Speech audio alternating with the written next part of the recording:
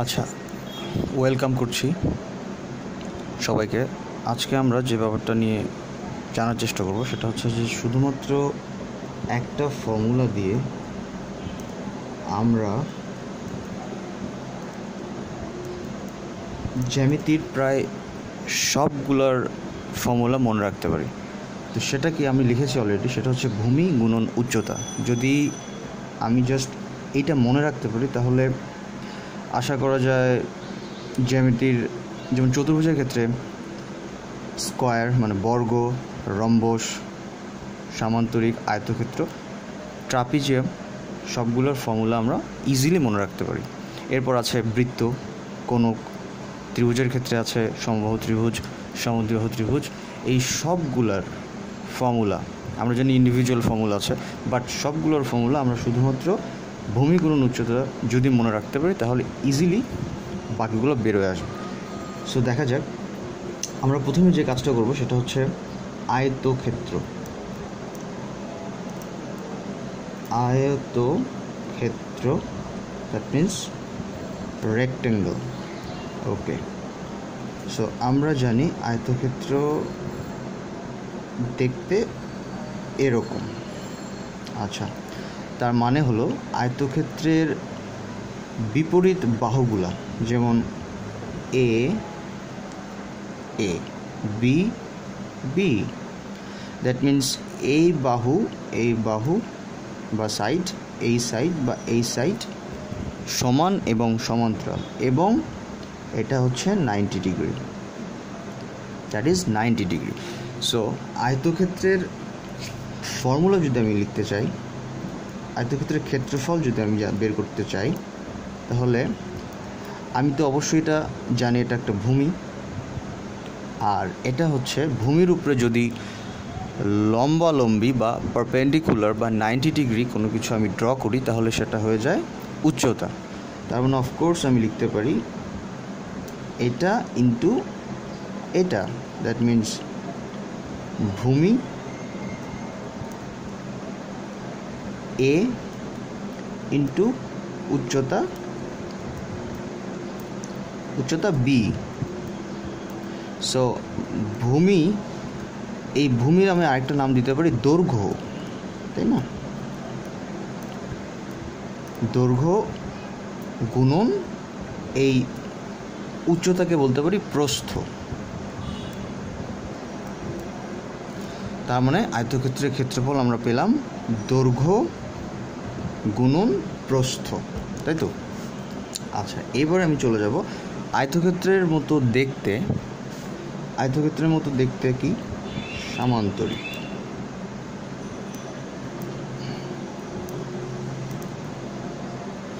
সামান্তরিক বা প্যারালালিওগ্রাম।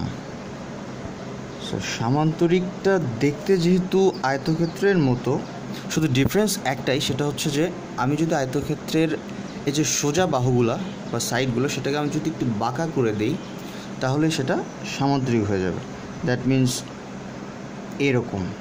আদার্স সব কিছু ঠিক থাকবে, দ্যাট মিন্স এরকম ব্যাপারটা। এ, এটা বি, আর এটা 90 ডিগ্রি নয়। তার মানে আয়তক্ষেত্র এবং সামান্তরিকের ডিফারেন্স একটাতেই, যে আয়তক্ষেত্রের যে এরকম দুইটা সাইড তারা পরস্পরের সাথে 90 ডিগ্রিতে অবস্থান করে, কিন্তু সামান্তরিকের ক্ষেত্রে 90 ডিগ্রি নয়, সেটা বাঁকা। সো আমি সেইমভাবে সামান্তরিকেরও ক্ষেত্রফল বের করব। যদি আমি এখানে একটা লম্ব টেনে নিই, যেহেতু আমার এখানে একটা ছিল আয়তক্ষেত্রের ক্ষেত্রে সোজা, সো সেমভাবে আমি এটার সাথে আমি একটা লম্ব টেনে নিব। ধরে আমি নাম দিয়ে দিই এগুলোর A B C D, A B C D, এটা হচ্ছে ই। সো ক্ষেত্রফল আমি লিখতে পারি, ক্ষেত্রফল হচ্ছে দৈর্ঘ্য গুণন প্রস্থ বা ভূমি গুণন উচ্চতা। আমি বলেছিলাম সবার ক্ষেত্রে একই ফর্মুলা, ভূমি গুণন উচ্চতা। তো এটার ক্ষেত্রে এটা হচ্ছে ভূমি কি সিডি ইন্টু উচ্চতা হচ্ছে এ ই। তার মানে আমি লিখতে পারি সিডি হচ্ছে ভূমি গুণন উচ্চতা। আচ্ছা, এরপরে আয়তক্ষেত্রের মতো সামান্তরিক। এরপরে আমরা চলে যাব বর্গক্ষেত্রে। বর্গের একটা জিনিস আমরা জানি, বর্গ, এখানে নাম্বার দিয়ে দিই 1 2 3। ওকে, বর্গক্ষেত্র আমরা জানি দেখতে কেমন। বর্গক্ষেত্রের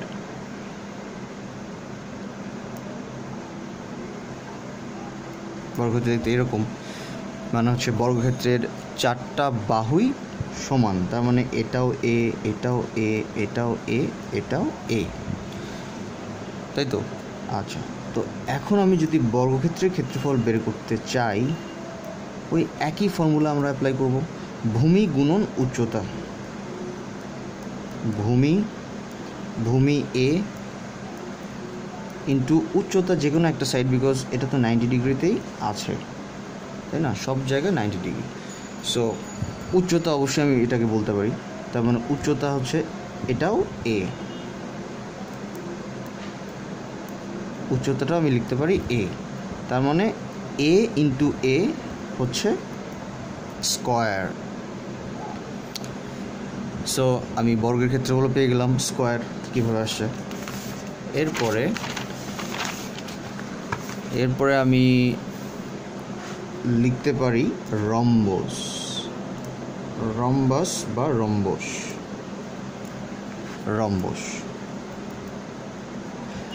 রম্বস দেখতে আমরা জানি ঠিক বর্গের মতো, শুধু ডিফারেন্স হচ্ছে কোণগুলা 90 ডিগ্রি নয়। আচ্ছা, দ্যাট মিন্স এটা 90 ডিগ্রি না, বাকিগুলা এটাও এ, এটাও এ, এটাও এ, এটাও এ।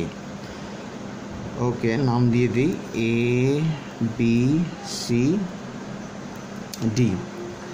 আচ্ছা, সো আমি যদি রম্বসের ক্ষেত্রে এটাকে ডিভাইড করে দিই একটা কর্ণ দিয়ে, দ্যাট ইজ ডায়াগোনাল, মানে হচ্ছে কর্ণ। ওকে, সো আমরা রম্বসের দুইটা কর্ণ ড্র করলাম। কর্ণ ড্র করার মাধ্যমে এই কর্ণটা রম্বসকে সমান দুইটি ভাগে ভাগ করে ফেলেছে, আর এই কর্ণটাও সেমভাবে দুইটি ভাগে ভাগ করে ফেলেছে। আচ্ছা, এরপর আমি ক্ষেত্রফল বের করব।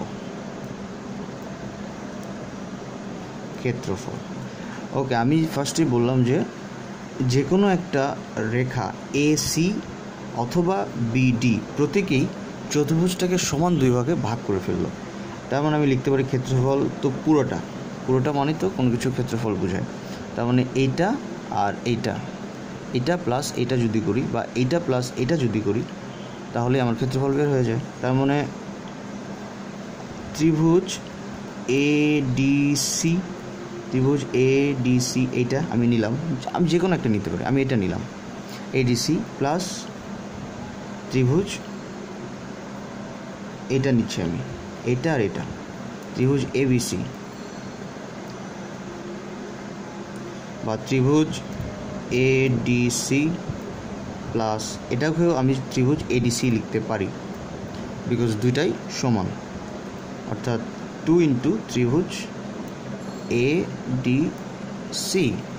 ওকে, এরপরে 2 ইন্টু ত্রিভুজ এডিসি যদি আমি দেখি, এই যে এই ত্রিভুজটা ত্রিভুজ এডিসি, অর্থাৎ এই যে ত্রিভুজ এডিসি, এটাকে যদি আমি এইভাবে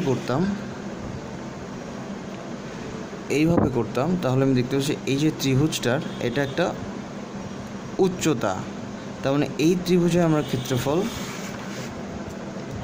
বলতে পারি হাফ গুণন ভূমি গুণন উচ্চতা। হাফ গুণন ভূমি হচ্ছে এসি আর উচ্চতাটা হচ্ছে এই যে এটা ডি, আমি এখানে নাম দিয়ে দিই ডিই, ঠিক আছে? হাফ গুণন ভূমি গুণন উচ্চতা। আচ্ছা, এরপরে আমি যদি একটু সাজায় লিখি তাহলে হচ্ছে লিখতে পারি হাফ ই এসি, আচ্ছা এসি, আমি এসিটাকে এটার সাথে লিখলাম ইন্টু এসি ইন্টু আমি 2DE একসাথে লিখলাম 2DE ডিই আর বিই দুইটা মিলে বিডি হয়, বিকজ এইটা ডি সমান হচ্ছে বিই, তার মানে ডিই দুইটা হচ্ছে আমি বলতে পারি বিডি, মানে half into AC into DE মানে হচ্ছে পুরো একটা বিডি মানে একটা কর্ণ, তার মানে রম্বসের ক্ষেত্রফল আমি পেয়ে গেলাম, সেটা হচ্ছে হাফ ইন্টু এসি মানে একটা কর্ণ, বিডি আরেকটা কর্ণ, তার মানে হাফ ইন্টু কর্ণদ্বয়ের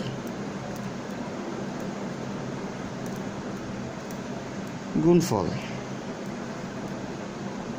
ব্যাস, এই হচ্ছে আমাদের আয়তক্ষেত্র সামান্তরিক বর্গ এবং রম্বসের ক্ষেত্রফল আমরা বের করলাম ভূমি গুণন উচ্চতা এই ফর্মুলাটা ইউজ করে। আচ্ছা, এরপর আরেকটা আমি বের করতে পারি, সেটা হচ্ছে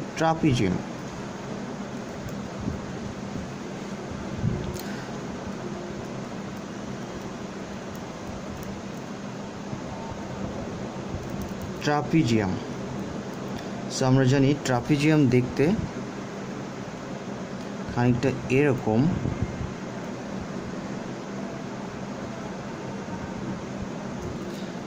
এ বি সি টি। আচ্ছা, যেহেতু প্রত্যেকটা সাইড বা প্রত্যেকটা বাহুর মেজারমেন্ট ডিফারেন্ট, সো আমি প্রত্যেকটা নামও ডিফারেন্ট দিতে পারি। এটা আমি দিলাম হচ্ছে বি, এটা সি, এটা ডি, ছোট করে দিয়ে দিলাম। ওকে, আর আমি যেহেতু এটার 90 ডিগ্রি না, সো আমি এখানে একটা